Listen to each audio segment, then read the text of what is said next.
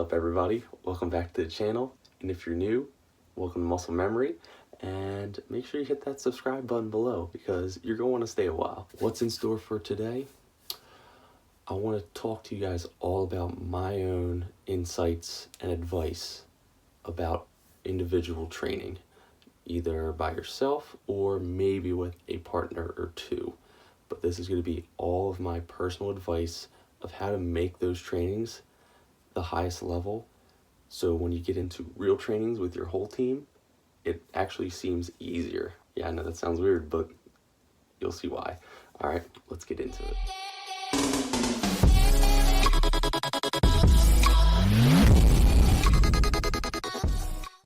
So to start, I want you guys to understand that these are my own insights from countless hours of training by myself, training maybe with a partner or two at times, training on the soccer pitch, training against the wall, up against the wall, kicking the ball, doing something in my driveway. So this is all the things I would take away from each session and start realizing of what I need to do to get to a higher level, to get to the next level. So after you get a solid warm-up, then obviously once the legs feel good, then get into these drills. What I'm doing here first is just a simple T drill.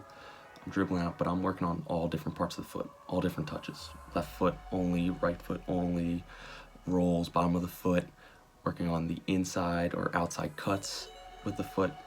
So just get a bunch of touches. Your first drill should always just be a bunch of touches. Get the feet comfy.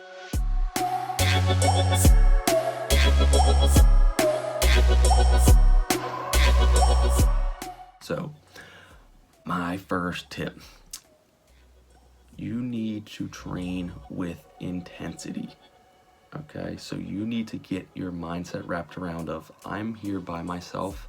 I need to make sure I'm working harder than anyone else on my team, anyone else I know. I need to make sure that I'm training way more intense than anyone. Because here's the thing, you're training by yourself. You have no pressure, no one's guarding you, defending you. So you need to put in more effort so that when you do have that pressure, you're way more in control, way more relaxed than anyone else on the field. So this is something that I've really started focusing on, was making sure when I'm training by myself, I'm going hard 100% of the time when I'm in the drill. As soon as I get done, I take a minute to relax, because if you're going 110% the whole time, you're gonna be burned out in 30 minutes.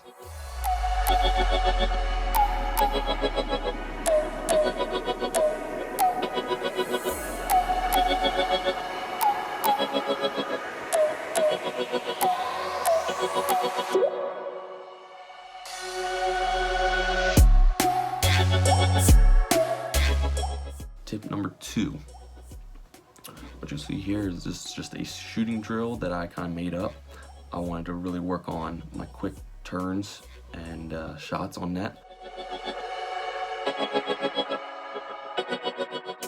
So the next thing is to be game specific. Make your drills game specific. That was a nice shot, by the way. So what I mean by this, do not just go out to the field, set a ball up and just start ripping on this net.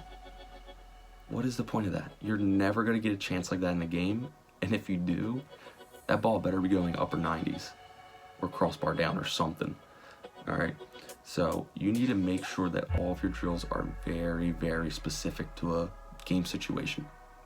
So here, I just want to work on my shooting, but I want to work on other things. I want to work on receiving the ball out of the air, bring it down, dribbling in tight spaces through the cones, and then exploding out, taking the touch around or beating the defender, and then ripping. All right, so make your drills game specific and then start focusing on what you need to improve. So as you can see, my shots aren't going to be the best every single time, but I cue myself.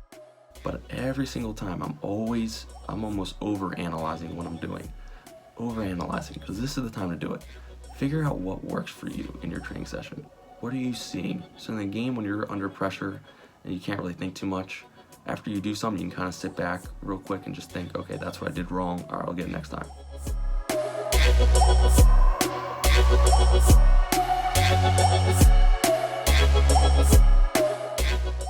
If stuff happens like this, you know, you mess up, you get that ball back, you go right back into what you were just doing.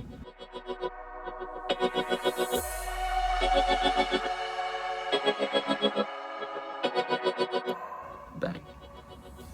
Okay? Get that mentality down. Get that hungry dog mentality that if you mess up, who cares? You'll get them on the next one.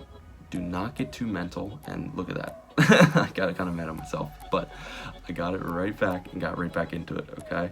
So it's because I cue myself.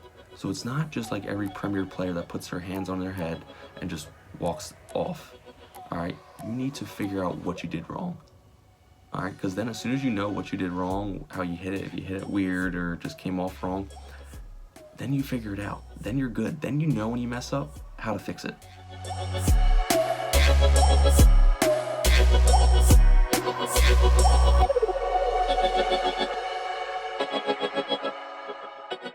So then my third and final tip and piece of advice is to find your weaknesses, all right?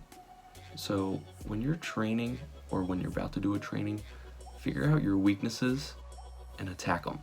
So if you can't or you don't have a left foot, I hate when I'm training people and I hear them say that I don't have a left foot, I'm right-footed, or the vice versa. What do you got to do to improve that? You need to practice more, all right? When you were a baby and you couldn't stand up, what'd you practice? Your parents practiced walking you, trying to stand you up on your legs. After time, you got better with it. So this is how, just like this, or just like that, this is how training is.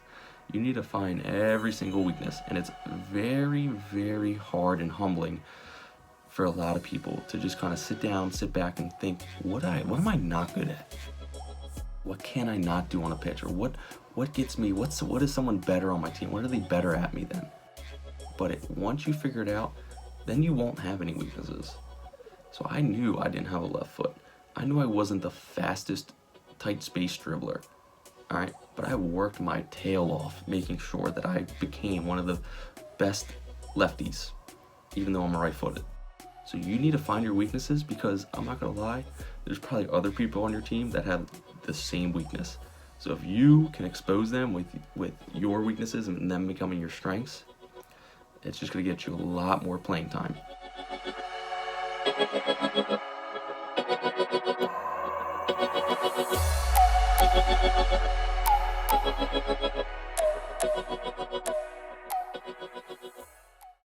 So with that, I will hop off my horse, get off my soapbox, and thank you for checking this video out.